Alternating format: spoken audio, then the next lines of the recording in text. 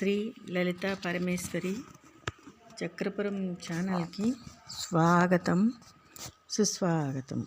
ఇది భగవద్గీత. సమం పశ్యన్ హి సర్వత్ర సమవస్థితం ఈశ్వరం నా హినస్థి ఆత్మనా ఆత్మానం తదః యాతి పరాం గతిం. అంతటా తన నిజస్వరూపములో సమత్వముగా ఉన్న ఈశ్వరుని పరమాత్మను ఆత్మభావమున సమత్వముగా చూస్తూ నిశ్చయముగా తన చేత, తన అబద్ధపు స్వరూపం చేత, తన జీవభావం చేత, తన జగద్భావం చేత తన నిజస్వరూపమును గుర్తుంచుకుంటూ ఉండడు. తర్వాత సాధన కర్మను ఆచరించి మోక్షాన్ని పొందుతూ ఉన్నాడు అర్జున.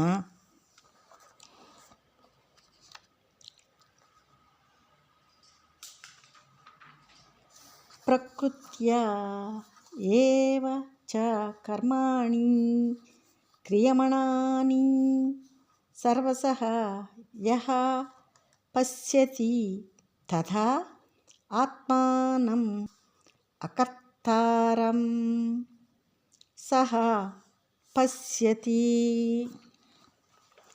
ఏ సాధకుడు దేహబుద్ధుల వలన జరుగు సూక్ష్మ స్థూల ఫలరూప కర్మలన్నీ సర్వవిధముల వాటి ప్రకృతి చేతనే అపరాపర ప్రకృతుల చేతనే చేయబడుచున్నవి. అలాగే తన నిజస్వరూపాన్ని కర్తృత్వం లేనిదిగా, భోక్తృత్వం లేనిదిగా, దేహభావం లేనిదిగా చూసుకుంటూ ఉన్నాడో, తెలుసుకుంటున్నాడో ఆ సాధుడు తత్వాన్ని చూస్తూ ఉన్నాడు, తెలుసుకుంటూ ఉన్నాడు అర్జున. యః భూత పృథక్ భావం ఏకస్థం అనుపశ్యతి తదః ఏవ చ విస్తారం బ్రహ్మ సంపద్యతే తథా. ఎప్పుడు భూతముల ఉనికి, బహుళత్వాన్ని, నానత్వాన్ని, నానాత్వమును ఒక్కటే అయిన ఆత్మభావాన్ని పోల్చుకుంటూ సంబంధించి ఉన్నదని, ఆ ఒక్క భావం నుండియే నానాత్వము కల్పింపబడుతున్నదని తెలుసుకుంటున్నాడో అప్పుడు ఏకైన బ్రహ్మాన్ని పొందుతూ ఉన్నాడు ఆ సాధకుడు. అనాదిత్వాం నిర్గుణత్వాం పరమ ఆత్మ అయం అవ్యయః శరీరస్థః అపి కౌంతేయ నా కరోతి నా లిప్యతే. అర్జున, శరీరం పుట్టుట వంటి ఆది లేనందువలను, శారీరక ప్రకృతి గుణములు లేనందువలను, ఈ గుణములు చెప్పలేనిదిగాను, ఆ మార్పులు చెందని నాశనం లేని పరమాత్మ శరీరం ముందున్నప్పటికీ దేహేంద్రియాది కర్మలను ఏమీ చేయటం లేదు, కర్మలను అనుభవించటం లేదు కూడా. యథా సర్వగతం సాక్ష్మాయత్ ఆకాశం నా ఉపలిప్యతే సర్వత్ర అవస్థితః దేహే తథా ఆత్మా నా ఉపలిప్యతే.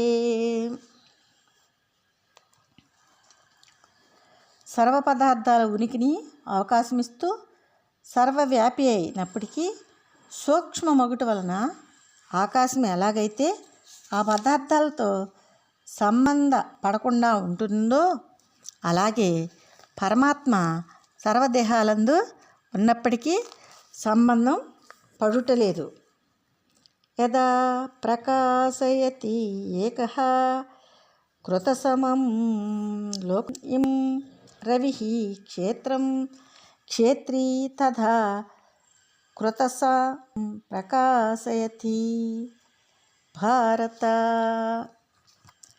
అర్జున, ఎలాగైతే ఒక్కటే అయిన సూర్యుడు ఈ లోకాన్నంతటినీ ప్రకాశింపజేస్తున్నాడో అలాగే ఒక్కడే అయిన క్షేత్రజ్ఞుడు దేహాలన్నిటినీ, భూతాలన్నిటినీ, భూతభావాలన్నిటినీ ప్రకాశింపజేస్తూ ఉన్నాడు. క్షేత్రజ్ఞయో ఏవం అంతరం జ్ఞానచక్షుషా భూత ప్రకృతి మోక్షం చాయే విదుః యాంతి తే పరం. ఎవరు ఈ రీతిగా క్షేత్రజ్ఞుల భేదాన్ని, భూతములు ప్రకృతి, భూతములకు ప్రకృతితో ఉన్న మిథ్యా సంబంధము, తన్నివారణాపాయమైన మోక్షమును జ్ఞానదృష్టితో, తత్వదృష్టితో తెలుసుకుంటూ ఉన్నారో వారు పరబ్రహ్మని, మోక్షాన్ని పొందుతున్నారు అర్జున అని భగవానుడు ఇంకేమంటున్నాడంటే, పురుషుడే జీవభావాన్ని విడిచి క్షేత్రజ్ఞుడు అవుతాడు అర్జున అని భగవానుడు చెప్తూ ఉన్నాడు అర్జునుడితో.